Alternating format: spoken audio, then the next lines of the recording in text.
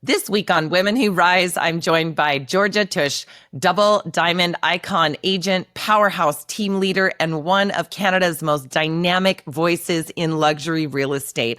From building a culture-driven team to leading the future of eco-tech luxury homes, Georgia shares how to think bigger, move faster, and turn market challenges into opportunities.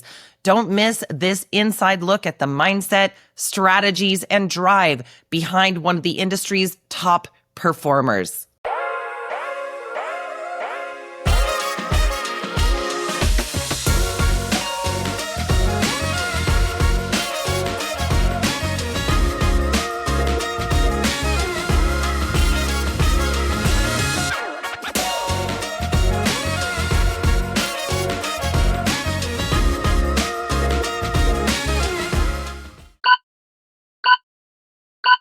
Hi, everyone, and welcome to Women Who Rise. I'm your host, Heather Mansy. Today's guest is a powerhouse in Canadian real estate. Georgia Tusch, the dynamic founder and team lead of the Tusch Real Estate Group with eXp Realty in London, Ontario.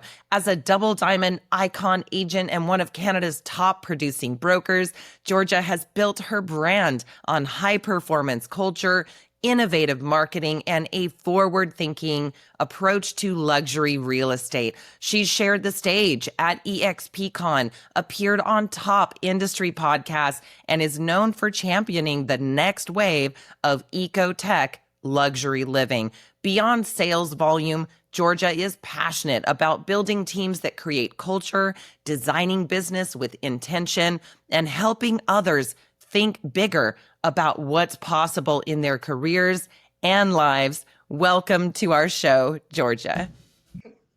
Thanks, Heather. I'm super happy to be here, and thank you for having me. This is great. So, yeah. Yes, we're so excited to have you. I saw you on stage, sometime in this last year. It's all a blur with so many incredible events, but you literally stopped the room. You could have heard a pin drop with your media and marketing. I have never seen anything the caliber of which you had put on stage that day.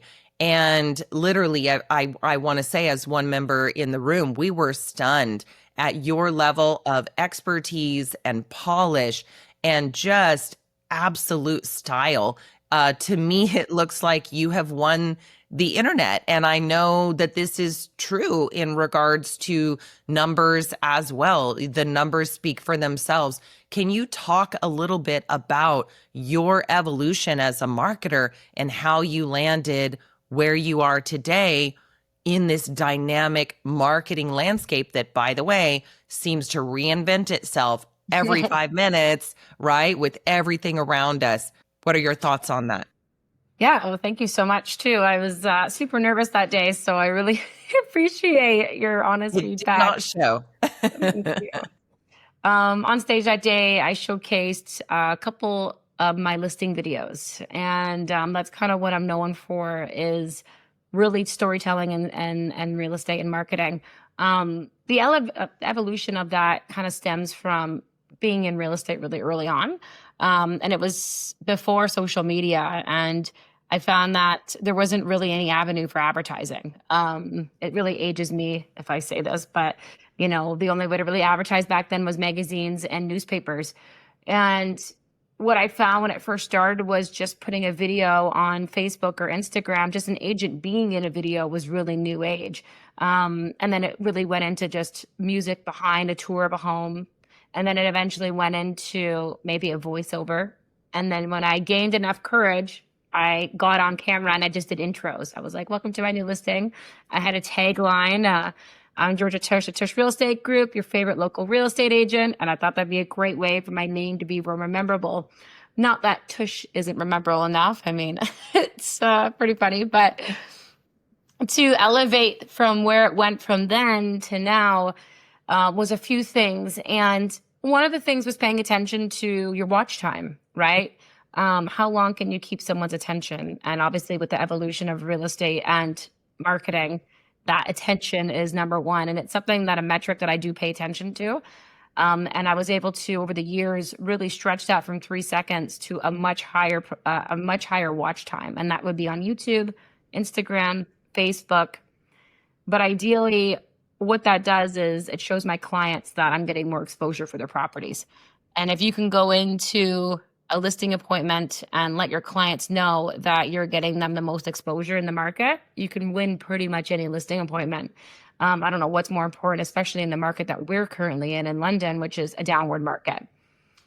From the videos to go from where they're at to now is I learned pretty quickly that I'm a good storyteller. I found that people pay attention longer. Everyone loves a really good story. We all think of our best stories growing up as kids, and you remember them, right? So there's actually a stat out there that goes along the lines of, I think, facts intertwined with a really great story are like 17 times more rememberable than on their own. And if you think about facts, they are what we actually sell, right? The fact that the house is this size, the fact that it has this much square footage, this and that. So I truly believe intertwining it with a really great story carries that viewer along to the finish line, if possible, but carries them along enough for you to be recognized as maybe an expert in the industry. And there's a couple different ways that I shoot videos. Sometimes I do a quick story in the beginning, just to kind of capture, it's a hook. Obviously, we all know about hooks now.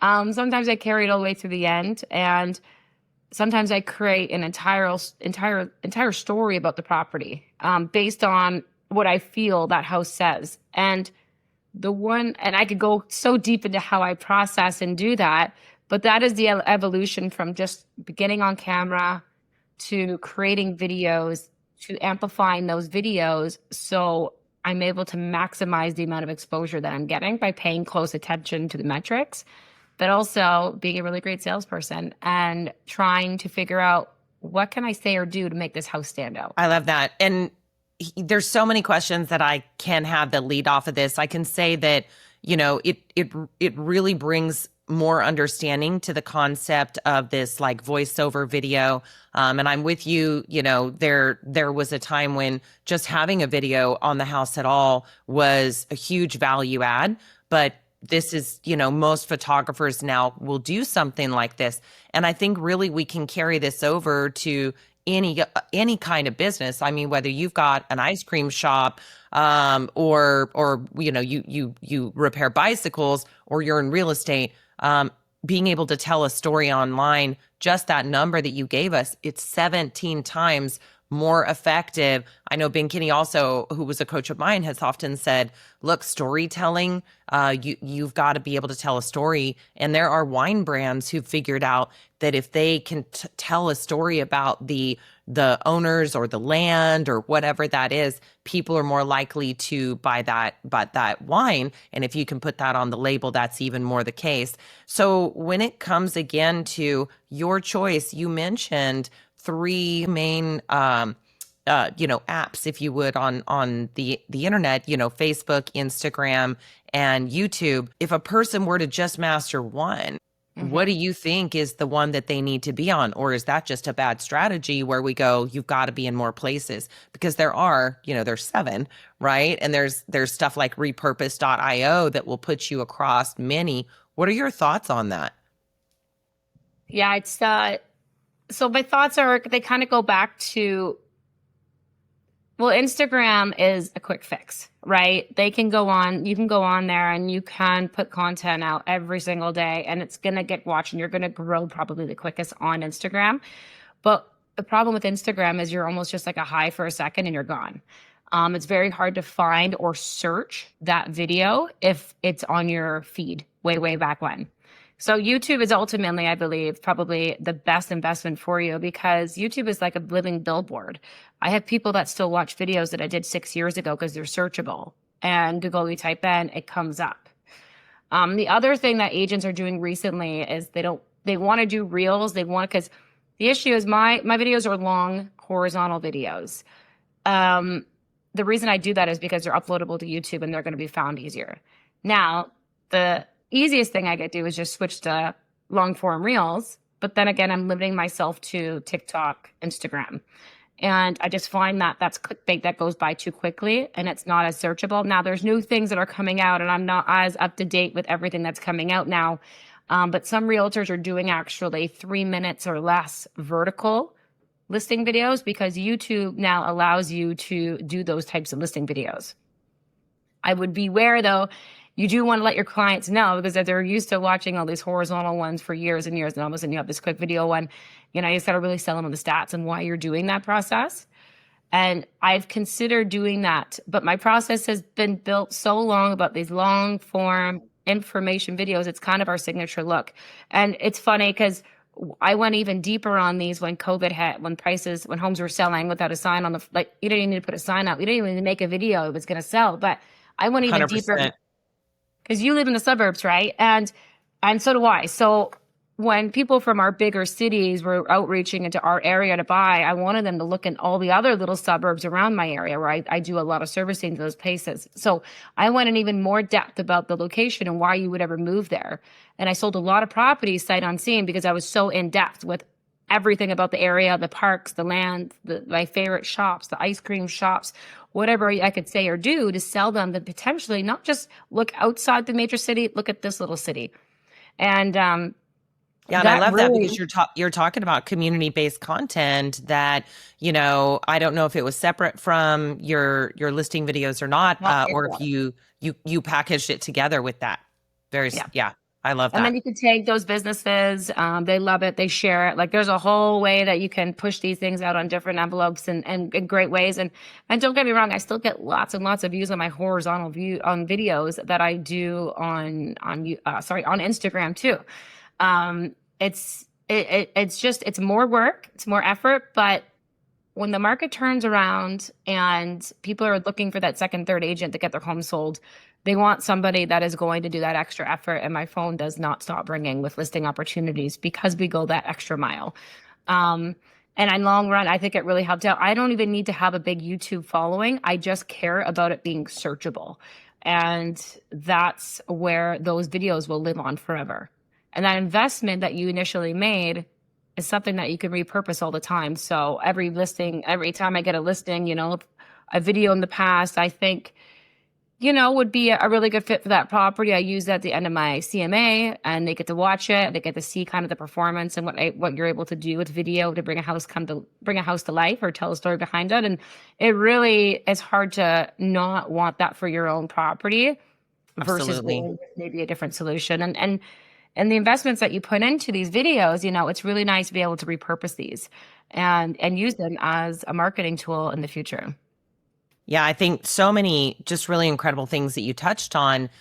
One, you talked about having a signature look, like what is new of today. I had Krista Mayshore on yesterday. We were doing these are all pre-recorded, and marketing genius that she is, she's hiring the very top coaches. And she said, look, don't chase every new thing.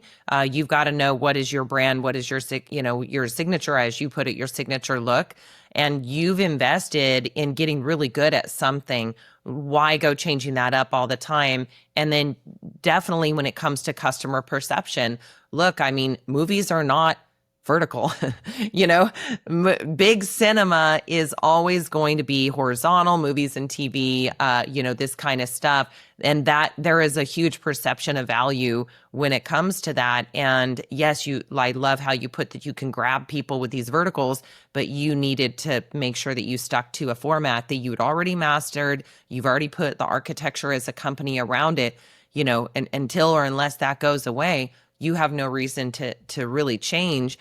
And then definitely talking about evergreen content. This is a huge buzzword in the industry right now. You're able to recapture and reuse and repurpose all of the content that you've put so much money invested into, because let's be honest, these videos are not cheap. They do take time and thought. And if you're going to do them at scale, if it's $300 a video or whatever it is, you're talking about a really big investment when you have hundreds and hundreds of these past videos. I love how you literally are digging up a video that makes sense for a client and being able to put that in a CMA.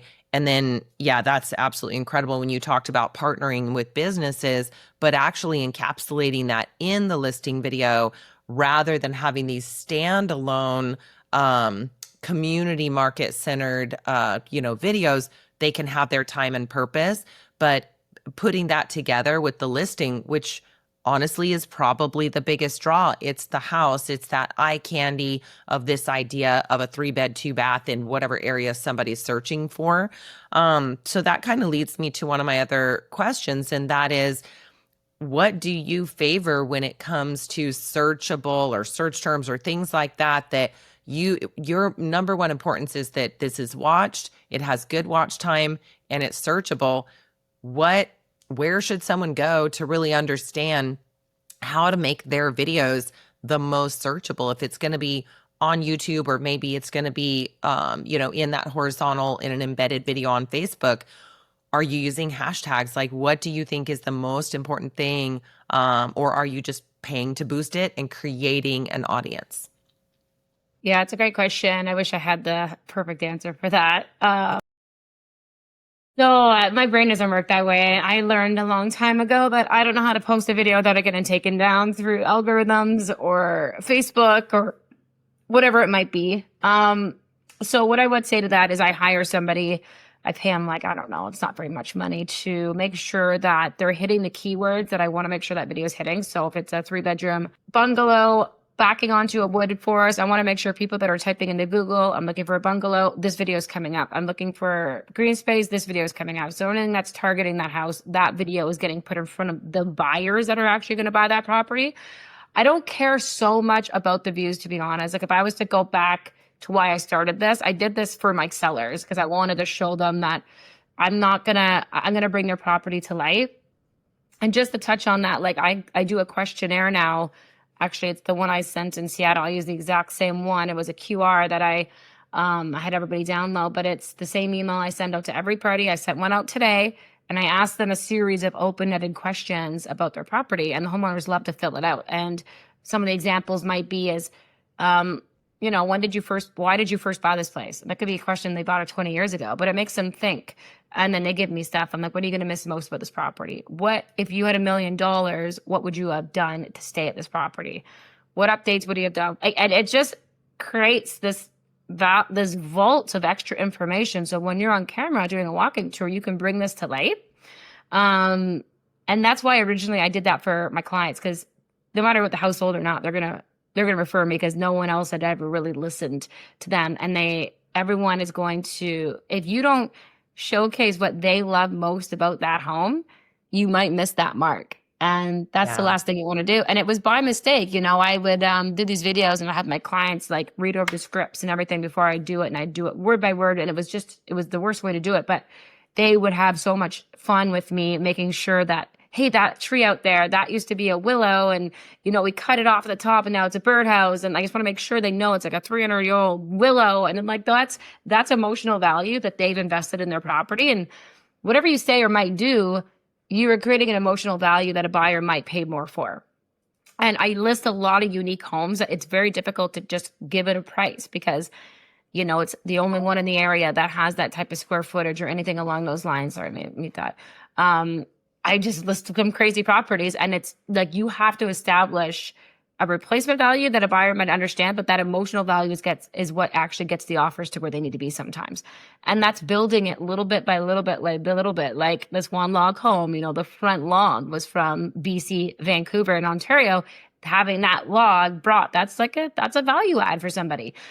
So I don't know where I went off track there, but about the views and getting the right views. So on what I typically do, because our audience has grown quite a bit on Instagram, and our audience has grown a little bit on YouTube, and Facebook right now is the jam. Honestly, like I can't even believe it.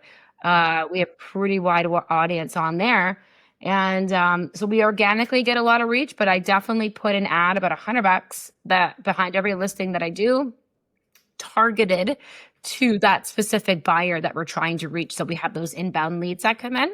But typically on Facebook alone, that ad will reach, if I run it for a certain amount of time, 3-4 weeks, it will probably reach 17 to 40,000 views very, very quickly. And then being able to, this is great for marketing now, is if you look at my social media recently, when I post a property, I'll put sold, depending how long I've had it on the market, my views have gotten pretty high. And I can put on there, we've had over 100,000 views, 70 shares or 1,000 shares or whatever it might be. When I look at the stats and my insights from my Instagram, from my Facebook, from my YouTube, and from realtor.ca, and I just add them all up, and that's really high value for somebody that is maybe watching this and they're wanting to sell their home and they're going, okay, like I want, you have the nicest thing in the world. My place is really cool. And it's really hard to explain because it's a unique property. I want to have this type of performance and I want to have that many views on it.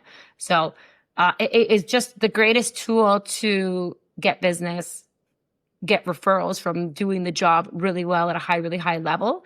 And then, listings have babies, I always say. So, Yeah. you get the leads off those listings that you're able to hand off to your team or run yourself. But you're also running a really great marketing campaign all the time by continuously doing this and getting better every single time you do it. That is incredible. And there's so many takeaways. Honestly, I'm, writing notes at speed over here.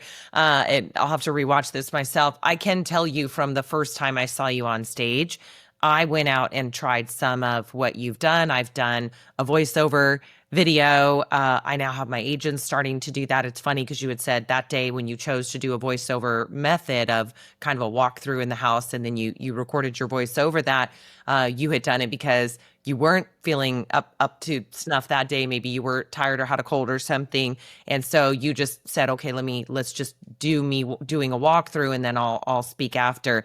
I loved the story as well, the aspect of it. It's not just talking stats about the house, and you're not having to hit some wild viral video trend to make it work. And then on top of that, everything you've just said, this is an absolute benefit to the seller, obviously, but I love also the partnering with the seller. You're giving emotional value to the buyer, but you're also giving a lot of, I think, emotional value add to the seller. That's clear because you're having them partner in the process and have them remember some of the key things about the home and then share that out. We want our experience to be a positive one when we service our clients. And I think in any industry, also just remembering that there is an emotional component to that, not just getting the job done and statistically doing well or getting them a high price or whatever that is, but having them feel good about it and good about using you along the way. I can tell you, I would love to be one of your customers when you think about this. Looks like really like almost a warm hug when it comes to just being able to be part of the process, feel empowered, and then be able to paint the picture of their home in a meaningful way. So I kind of want to take us back a little bit. There's some things that, you've built one of the most recognizable real estate brands in London, Ontario. Can you take us back? What was your very first job or, your thought of a career? Because I think it's so instructive for people to understand how you ended up, you didn't just pop out of the world, fully formed into this moment. What are some of your earlier career memories and maybe how did it shape the way that you approach business today? Yeah, no, it's a great question. First job, like I was always an entrepreneur. So I started house cleaning. I think my own business I was in public school still. And then I remember going into ADT sales door to door, which I think just sales for me, working with people was just a no brainer. And just learning that when you had no cap, I think one job, I worked one shift at a local grocery store here and I quit the next day because I had to stand there for 8 hours. I'm like, I can't mentally do this. I'm losing my mind here. So I'm like, I can't, would rather do anything else. So, Full disclosure, I once quit a job on my birthday because I was doing like selling aluminum siding by phone. And it was my third day and it was also my birthday. So I decided what I wanted that day for my birthday was to quit that job. Nice. Sounds awful, but it's almost as bad as door knocking. It was terrible. Yeah. Yeah. And so like having a young entrepreneurial mindset is, that was really kind of what got you into getting into sales wasn't easy, no matter who you are, right? Like you just gotta be able to learn that skill set. And then I was an art major, so I had an opportunity to go to university for art. So I really believe my creative side comes through, and this is the only way that I could actually have that outlet, through marketing, through real estate. But that was very hard in the beginning. And so my dad was a real estate agent, and he'll watch this and he'll agree he was not a good agent, and he wanted more help. My dad used real estate as his third kind of like job. He would try a couple businesses, and then when it failed, he'd go sell a couple houses and then use that to start businesses. So I learned how to not be a good realtor for about 7 to 10 years. And so in those years, I was really young going into real estate, like 18, 19 years old. And I sucked. So I had other jobs. I managed to buy a house for $30,000 and renovate it and flip it. So I did that for a couple of years, and um, that helped me kick off to do more renovations. But it wasn't until a situation happened in my life where I needed, like, I really, my mom had passed, just to say that, and I had no money coming in for like 2 years, and because I was trying to help her, and your mind just goes elsewhere when that happens. And yeah, and it was only about 6, 7 years ago. I was already a realtor for 6, 7 years before I really took it that seriously. And I got into coaching. I got a coach, and I really learned how to. I was already really good on the listing side because I started young listing, and I was already frustrated because my sellers were frustrated, going, Georgia, what else can you do to sell my home? What else can you do to sell my home? And it was like, back then it was just really writing magazines and newspaper. There wasn't any video. And I remember just posting I posted a listing I had, and I used to do my own photos because I was so mad. The photographers were so bad. I was like, I can do this myself. Like, they didn't use Yes. lighting. So it was just like I was doing the photos, and I was okay, I'll post this on Facebook. And it sounds weird, but like back then it was weird to like post a house to Facebook. It was a very small, Instagram wasn't around. And then I noticed that my cousin shared it to a cousin, and I was like, oh my gosh, I just got my clients like exposure for free.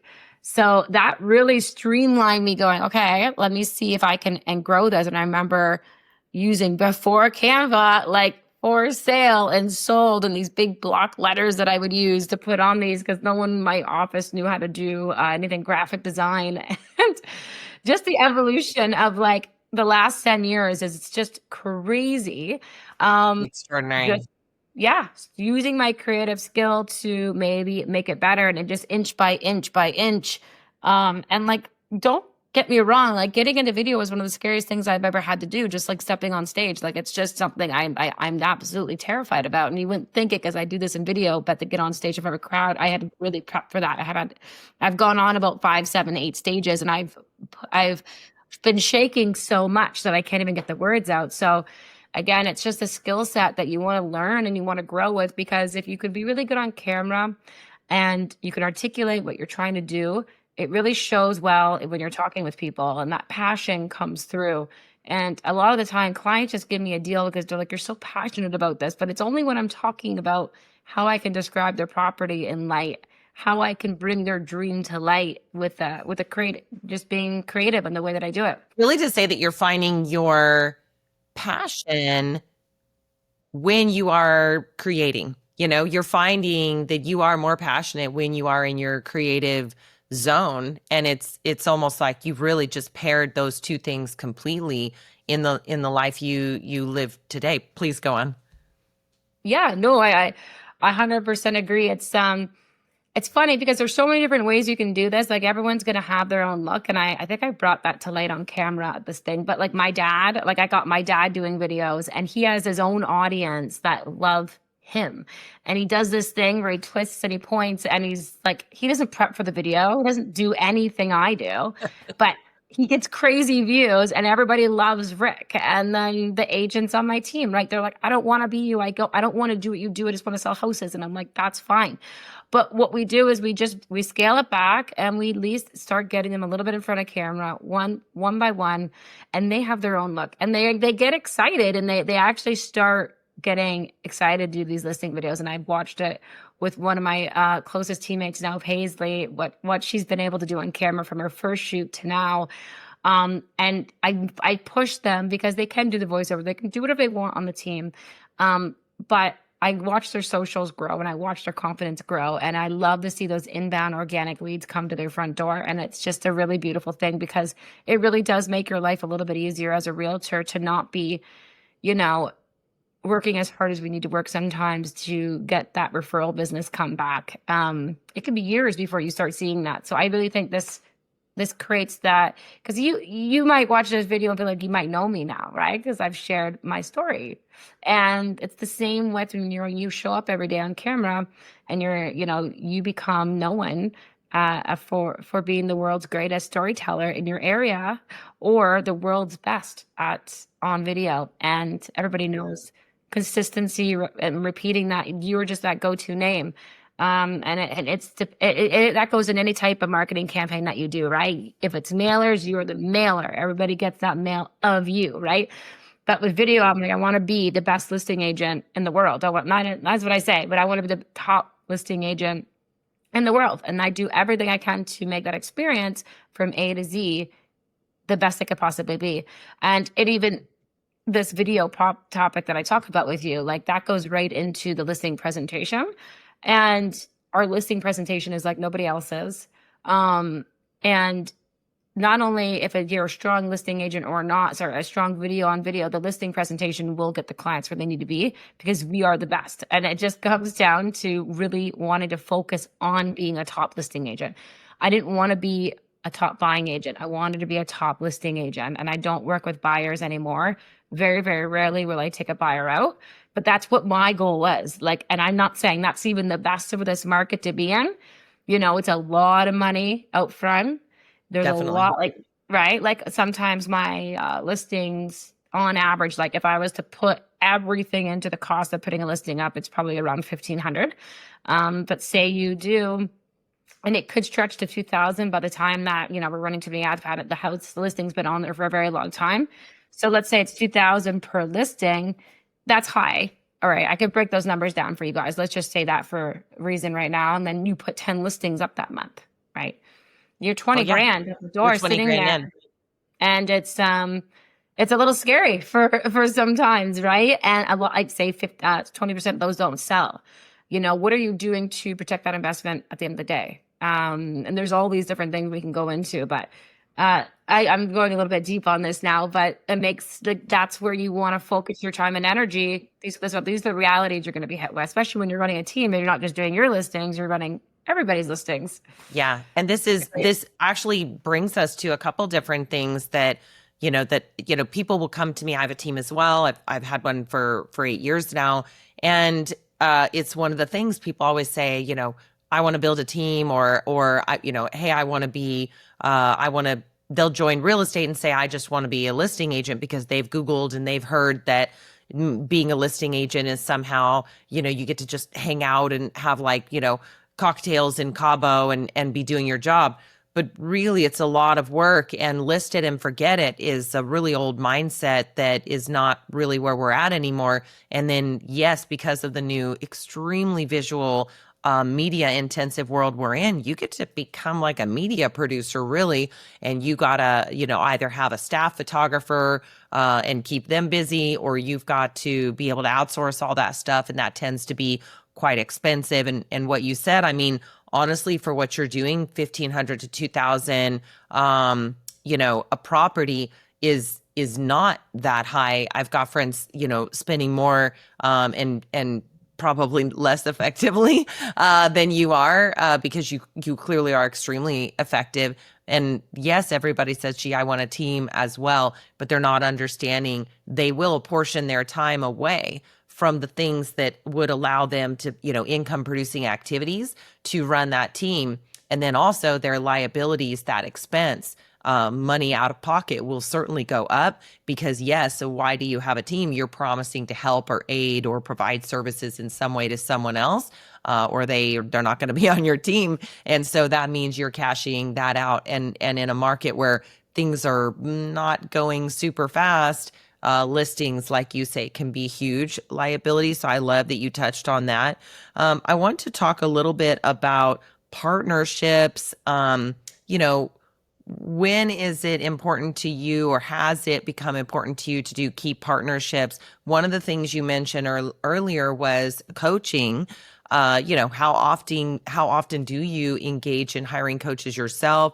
How has that been pivotal for you? And then are there other partnerships that whether it's a lender or whatever that is that you found that became really important to your success as a business? Yeah, it's a coaching for me changed my life. I just, I needed an accountability partner to tell me to do something, and I'll do it. I don't like reinventing the wheel. Systems and processes, I'm pretty sure I'm allergic to them. I hate them. I am like, I don't do, I like, if you're going to run a team, you have to have the best systems and processes in place, and you need to have accountability, and you need to have all of these things that I just don't like. So I've been able to structure my team through coaching, years of it, that I'm just head of marketing and I do ideas. I don't do anything else. I can't even do onboarding because I'm just not good at it. So coaching really helps you find your strengths, helps you zero in on your goal and get you realigned. How many things a day does it take us off? Like, I don't know how many things happen a week that, you fall off your goal or you fall back and you're not doing anything in that week to even go further in growth. I'll give you a great example. Like I have, I'll just go back to my history in coaching. So when I first started with Jason Samard out in Vancouver Island, I actually met him in Mexico at an EXP convention. I was like the lowest I'd ever been. And he had just said something that changed my mind. And I'd already been in real estate 7-8 years. And it wasn't that I was naive or egotistical. I didn't never heard somebody say something like that. And this is like, there wasn't just like free coaching on YouTube back then. And, we used to have to buy these courses and there were these books and they were just dry. And Richard Robbins, as it is? Richard. Tony Robbins or what? Yes. No, not Tony Robbins. It was Richard Robbins. It was in Canada. It was like a real estate coach. And it's like, use your sphere, call 5 people. Like, but it's the basics work. I'm not good. Like you have to. Brian Buffini as well. And yes. Yeah. Yeah. So he was just like this young coach, and I saw him have this huge team, and I was like, how do you have this? You've been in real estate just half the time I've been in it. And I was like, this is amazing. So, it was a lot of money. My first, I was broke and it was like $1,500 a month. And I was like, what? Like, I don't understand this, but I did it. And, within a couple of months within a couple of months, I knew how to restructure, how I present. I didn't even have I didn't even have a listing presentation. I just winged everything. Like it really, obviously this is sounds archaic to a lot of people, but that's how I ran my business for years and years. And he met me where I was at and he put something in front of me that I could follow and a plan in place. And I went from doing probably 30 transactions a year to doing, 60 and doubling my business within a year. And then I've hit 120 deals a year. It's crazy from what the proper systems and processes can do for your effectiveness. And then, and then I've switched up coaches too, because, you got to switch up sometimes, and go into different landscapes. So Jason was a very strong, team-oriented building coach, whereas I now work with John Kitchens, who is like a lifetime coach kind of, and that ran a lot of real estate teams, and he's helping me think bigger than just a team. I don't know about anyone, but my goal, I saw my dad be a real estate agent for, he still is. And I'm like, I don't want to be a real estate agent at that age. I just don't want that, the cycles. I don't want to live in those cycles. And I didn't want to buy a lot of rental properties because I was exposed to a lot of tenants, and in Ontario, tenants have all the rights, and I've just seen a lot of rigmarole on that. I didn't want to do that myself. So having a residual income for me is really important. Obviously, EXP, that's why I'm here. But thinking the team was going to get me there, that's not. The team is a vehicle for me to buy back time, which it doesn't. So, it's Yes. And I love my. We're still, you and I can still hold out for that, and until that comes. But I do think absolutely what you talked about as getting yourself out of, and I don't want to interrupt your thought either, but as far as getting yourself out of that kind of daily buyer seller cycle, you do get to promote yourself, coaching and having a team and whatever you can. Promote yourself. You promoted yourself out of working with buyers already. I did the same, 8-9 years ago. And then, eventually I've been out of production a few years. You can get yourself in that zone as well. And you can give yourself a different job description. And one of the things I just have to highlight is you mentioned, you basically are allergic to systems and processes and all this. You figured out your zone of genius, and that is being that marketing director and being the visionary for certain things. And John Kitchens, I've heard the name a lot. He's coaching some pretty amazing people right now. Hopefully we'll have him on our program at some point as well. But yeah, just the fact that you can modify what you're doing over time, and you've at least identified what you don't want, and that can help guide you towards where you're going. Go ahead. No, it's congratulations to you getting out of production. That's always been it's a challenge. I don't know. It's a very, you can get out, but you can get right back in, because if things aren't running accordingly, it's a very slippery slope. And John's taught me that as well. So, and then it's hard when you make yourself the face of the business. And there's all these different challenges, but you got to have that goal.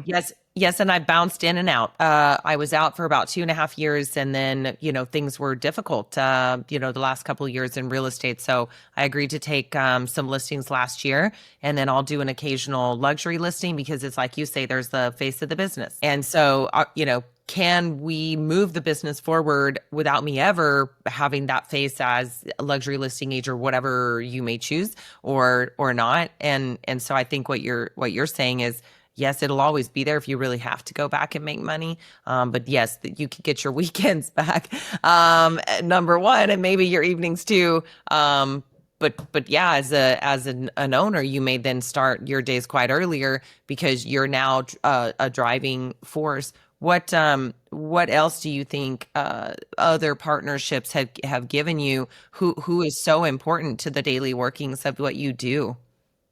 Like on the team? Yeah. So I run a pretty big back end compared to agent count. It takes a long time to find the right people. And I know as a team leader, you can definitely agree to that. And one thing with coaching is, like, all of a sudden you are a leader, but you're also head of hiring. You're head of firing. You're ahead of finding talent. And you said genius. So we really work off working geniuses and all of these things to try to make the right hires. But, you got to meet people where they're at, and, to have them on the team long-term maybe is not their goal. So you got to always be recruiting. And it's so many things on top of being in production at the same time, that finding the right people for those roles, the actual right people for that has been incredibly challenging. But my right hip is Kaya. She's been with me. She was my first assistant. She's moved into head of operations. She acts as my personal assistant pretty much on top of running a lot of the operations for the team. And funny enough, just today we're interviewing for our next position, which will be now my kind of full-time taking my business on, leaving Kaya now open to start taking on and way more the agent's wants and needs. So she's going to have that time to do so. We have 2 ISAs on the team that are dedicated to doing 200, 300 calls a day. We like to have them tee up the opportunities for the agents.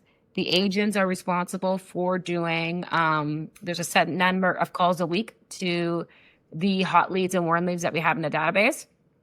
How we run our team, it's taken a long time to get at this point. We have an up system that we've created that if you aren't doing the calls or doing your accountability, you're off the leads for that week. And so it does, it keeps the agents that want to, as well. You have to do it, because smart. otherwise, and it's a hard thing to implement once you have people on the team already. And we tell ours, look, it's not a hand slap. It's just a great opportunity to get caught up. Or you it's can't like bad agent. You didn't do your calls this week, because sometimes it's the busiest agent that will fall behind on their calls, and they're certainly out in the field doing a great job, or whatever that is, or maybe they got some money and they went on vacation. But yeah, it's an opportunity to get caught up. And if they can't keep up, they gotta catch up with those people as well. 100%. And I love that. I might steal that from you. And we just Please looked do. at it, right? Like, if you're too busy to make the calls, then are the clients that you're servicing right now not getting the attention that they need? And it's always just trying to think, how can we save time? Like, my biggest thing lately has been, like, I'm so busy just trying to manage what I'm trying to manage, and I know what it's like to be a heavy, busy listing agent. So we also, like, it's just bringing on the right people to help alleviate the agent's time so they're doing the best income producing activities. That's what it comes down to, right? So not playing on Canva, having somebody in-house doing graphic design, And I don't say I have that. I've gone through a couple different social media coordinators. I said it's one of the hardest jobs to hire, but we actually have somebody that we finally think is going to be the right person for that. So yeah, so we have Kaya, we have Laura and Chris that are the ISAs, but Laura's also head of accountability. So I'm not doing the Love accountability that. calls anymore. I'm not doing chasing them. I'm doing none of that. And so she's incredible. I don't think I could run my team without her now. And then we have Chris, that's the other ISA, and then we have Kaya, and we have Pat that does our transactions. So he's our transaction coordinator. And then I will be bringing on potentially a new admin just specifically for me to help me start delegating more off my plate so I can have time back into investing the team. And everything's around time right now. And because things slip through. And there's a reason why I'm not only a listing agent. It's because I always go back to the story, if you're a heavy listing agent and you're out showing houses to your clients, 7, 8 homes at night, and then an offer comes in, who loses in that situation? I'm either Right. distracted trying to be on the phone and off, like getting everybody on board. This offer is going to have to be reviewed in the next 3 hours, or I'm trying to show these houses as quick as possible. And that's where you kind of got to wear your hat, right? And I tell my clients that I'm like, and I'm talking in listing appointments, I'm like, this is why I have the team. It's not for me to be the biggest in the city. It's for me to give you the world-class service that I want to give you. And I've even looked into things. If this is John Kitchen's idea, is hiring a negotiator on the team. So I'm not even negotiating deals eventually. I'm going to have somebody that's trained as a professional negotiator. That's only job is to be negotiating transactions. And that's a really easy thing for me to pass off to my clients going, hey, I'm the marketer. I'm the best in the world at marketing. But you know what? I have somebody that's better than me at negotiating. And so will be handling the negotiations when the offer comes in. That is something someone can buy into. Yeah. And a lot of what you're talking about really is how do you scale when you are amazing? Because your goal is to be the best. And I want to find out why that's your goal in a minute, because I have a question about that, where we can dive deeper. But also it's just understanding that, as you're growing, it's not a perfect process. You're going to be implementing and then pivoting. And what sounds like a great idea this month and may work fabulously for 1 year may end up with some sort of an employee change in a year or whatever that is, because it's not always, having a business is not a static thing. It's not one recipe that just works. And so hearing that you have the humility to pivot and that you're seeking coaching, and that, yes, changing coaches when one has kind of filled your cup and you've taken all you can from that person's expertise, understanding that it's probably time to move on and get another one. I want to cover two things, and I want to be conscious of your time as well as we near our end. Are all of your employees US based, or are you also sourcing some of this, Canada based, or are some of your employees also sourced from BAs? And then my follow-up question on all of this is basically, why the best? Why does Georgia Tusch want to be the best? And I want to kind of, unpeel that onion a little bit, because it's really what is in you that allows you to wake up every day and, number one, want to be the best, but number two, believe that you could potentially do that, and then deliver on that promise. So those two questions. Yeah, absolutely. It's a great question. The first one, Chris is from the Philippines. I've had him for 3-4 years now. He's great. The rest of my employees are, I've gone through a couple different back end staff. And I find that they to look for the role that I need specifically, they don't come around very often. And just luckily they have fallen on my plate recently. I have outsourced a couple other ones, and, hiring is its own position. I'm not even going to lie. I'm not even allowed to hire for my own team anymore because I'm so terrible at it, because I love everybody. So I have had to create my admin to be a hiring guru. She's really great at it. It's a lot of time. It's a lot of consumption. And then to teach somebody those systems or processes, as you guys know, I am not good at that. So I think that the hires we have now, we could probably offset some of the big jobs that they're doing to even get more time and valuability out of them. But right now, that's kind of where we're at, all local except for Chris. And then the best, I think, It's funny. It's so funny when I remember I used to go and lose every single listing appointment. Like my dad and I would walk out of there like they're definitely not going to hire us. Like that was what we did. We had no prep. We had no coaching. It was terrible. And I remember just like watching the evolution of like what we've done and then having that confidence that I'm the best and I can tell them that because I have the numbers. I have the situations where I've taken listings that were listed prior and I've done the exact same thing. The other agent has no exact same price. They were staged before. They didn't give it to me staged. They're not going to pay for staging then. And I've just been able to put my own spin on it and got them multiple offers and well out of a terrible situation that they were about to face. And those times, those wins over and over again, they really build your confidence for you to confidently say to someone, like, I am the best person to do this job for you. And that gives you a little bit of a power that when you walk in, you're not nervous anymore. I'm not nervous anymore to go listing appointments. I'm not nervous when I lose them. And I always heard the saying, if you win every single listing, you're not going out enough of them. And it's very, very true. And just to have that confidence in one thing that you can make and change and help people, I think it's pretty amazing. And I'm not saying I am the best, but maybe in my little town, I'm not sure, but all those things give you that confidence to really come out there swinging, and it feels really good to be doing that for someone. Well, I think honestly, what I'm seeing is you are certainly making waves in the industry as someone who really knows her stuff and has such polish in your media and your creativity. The fact that you went to art school, I just thought that was phenomenal because you are at heart this incredible creator and you really shine in that. Can you tell me what you do to prepare yourself for a day in the life? How do you take care of your work-life balance? How do you take care of your health? How do you take care? What is it that's gelling for you? And I know a lot of our coaches talk about this kind of stuff holistically too. What's sort of your unique recipe? And it's something I always ask everyone. What are you doing to show up and know that if I took care of these things or if I woke up in this way or whatever, I'm really gonna be amazing today. When I'm on my A game, which is usually in the winter time, not in the summer, and when I'm overwhelmed, I get up super early, and the reason why is because I found that my phone wouldn't stop ringing and dinging if I wanted to have a workout. I will always prioritize work, and it's just, as much as I try to not say I will, I will. So getting that workout done first thing in the morning is the only time I'll be able to get it done in my life. If I try to push it at night, and sometimes I get lucky, I'm like, okay, my afternoon got to open up, I can fit one in, but I'm exhausted mentally. So, always getting up and working out early. I've been bad lately, guys. No one's perfect. I don't think I've gone to the gym for 3 weeks, but when I do, I do.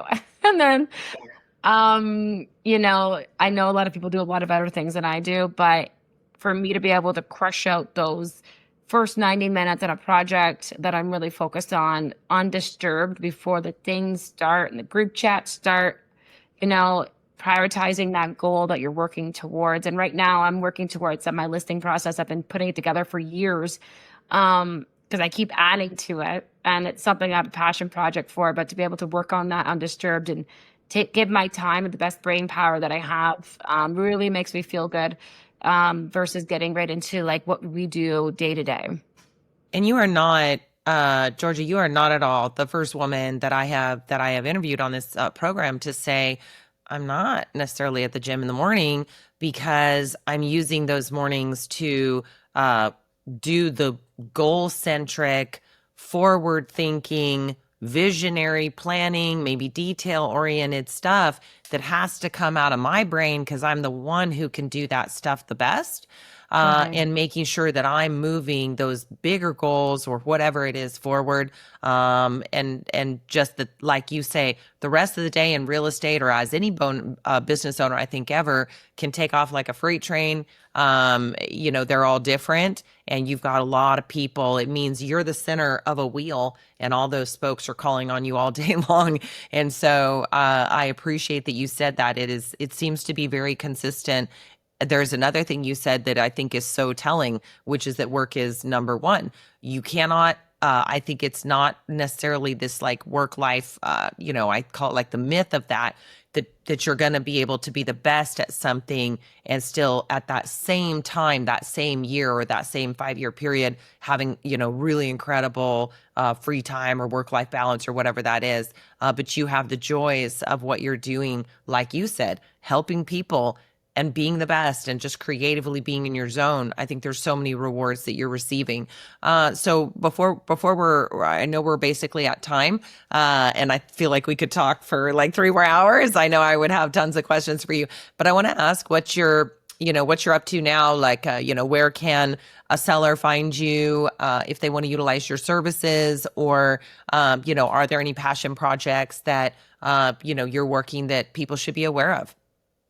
Yeah, awesome. Yeah, I'm in London, Ontario, so I call it 2 hours in Detroit, 2 hours in Toronto, but I'm Canadian, and we stretch out pretty far. Our team spans pretty wide, and that's where you can find me. But if you want to check us out on YouTube. It's Tusch Real Estate Group. On Instagram, it's Tusch Real Estate, and I don't know where else do you find people. Facebook's Georgia Tusch or Tusch Real Estate Group. You can message me on any of those.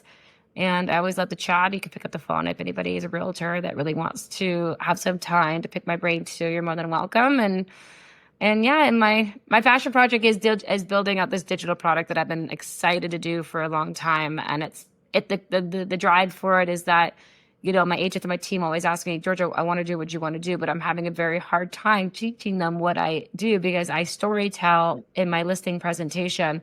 And so I wanted to streamline it so all the things that I hit are going to be duplicatable and replicable. And then it goes into, we can win every listing even with the process that we put into the video, but it doesn't have to be that in depth. So I've teamed up with a couple people to get this off the ground, and it's different than anything you've seen, and even goes into the strategic pricing that we put behind it and the CMAs and the AI I use every day to make sure that we streamline this so we're able to do 7-8 listing appointments a week, get them the CMAs that they need to price that home accordingly at the price that we needed to sell without having the highest investment on these properties that are sitting there and not moving. So that is yeah. incredible. And if this is something that, you're rolling out that, other people can purchase or whatever, learn from you, I think, wow, that would be just absolutely a huge game changer for the people who benefit from your knowledge. Well, I want to thank you so much for taking this time with me today and with our audience. There are so many takeaways, and I can't wait to kind of recap this episode. And we'll have some amazing guide stuff that we're given to you guys to be able to look at. But Georgia, I appreciate you. I appreciate your passion for this industry. I appreciate your artistry, having seen it firsthand. And yeah, thank you so much for joining me today. Thank you so much for having me, Heather. And yeah, I hope you guys have a great day. Thanks. Bye. Thank you.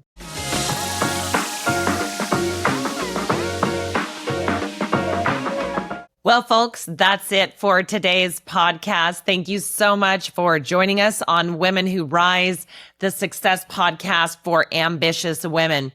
Today, Georgia taught us being the best at something is an evolution and involves choices on which hats to wear and which hats not to. Basically, you've got to start somewhere, and being able to create something that you notice time and time again, you win at a certain thing, that gives you a real clear indication of where you should be going and doing more of that. And like she said, she had a lot of fear early on, even just posting her first video, posting in a certain way, trying to figure out how to put words on top of video. You have the world available to you now with so many different apps and things that can help you. And then there's AI, which is really incredible. And then just know, you've got to figure out where you're going to be spending your time and then delegate to others. Number 2 is learn and define your best value to the business and outsource the rest. So again, finding key people can take time, the ones that you're going to need to do other things. And yes, if you're a new agent, you're probably going to wear a lot of hats for a while, or a new business owner, let's say, of any kind. But just understand that no one person can be 100% all things at all times. And if you are growing, you've got to identify those areas that you can work in your zone of genius and that you can bring on people to take care of other things. Number 3, hire coaching or individuals to fill those areas that you need help with. So again, just kind of on those same lines, you're not always going to know which, what would be the very next key person that you could hire and how is the best way to do that. You can look, you can think about it, you can talk with your chat GPT, but ultimately you might want to ask someone who's been there before you or who has coached multiple other businesses in that field that you are going after and figuring out how you can leverage yourself. If you have questions about VAs, obviously that is something. I have a VA company. We can help you with that. And I welcome you to take a look at that on Excellence VAs. Number 4, know your viewing counts and post for that. So Georgia has so much brilliance with regard to, like I said, just mastering the internet, being able to get incredible views on what her advertising is. And whether this is for listings or any company, really think about knowing your views with every single post, analyzing it, figuring out what was the secret sauce in this post, how did I post it, what hashtags did I use, what methodologies in order that worked better.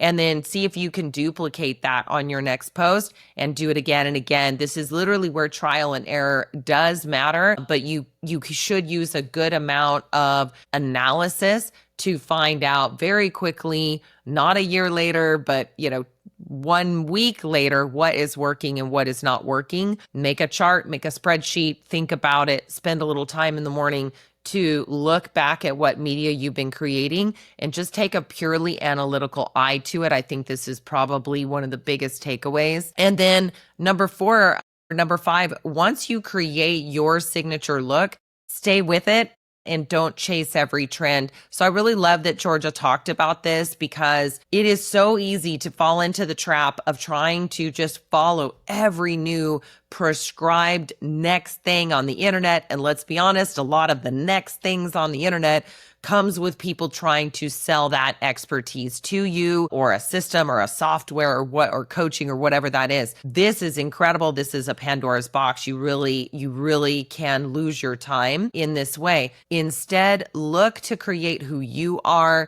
and create your signature look. For Georgia, it's long form horizontals. That may not be what top coaches today are saying is the best thing, but it's what her clients have come to expect. It adds a certain perception of value to what she's doing, and it works really well for her. If something is working, you don't need to tweak it or change it. In fact, double down on that thing. And then again, analyze, look at your numbers, look at your results, look at how happy your customers are, look how you are working and penetrating in the market and this kind of thing. And then I had also wanted to let you know, look, she's creating systems that can help other people to duplicate her strategies, whether that's in team, in her team and company or outside of that.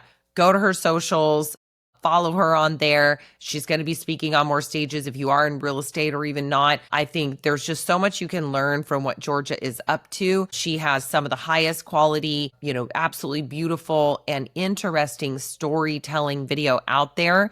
And just remember as well, look, telling a story versus just presenting facts, people will take that in up to 17x, 17 times more retention, meaning, and, just taking in that information. And as a potential customer, you definitely want your message to hit at the highest level it can. So I hope this episode was helpful. Visit our website to find our episode guide and worksheet that will help you use these tips to take action in your own life.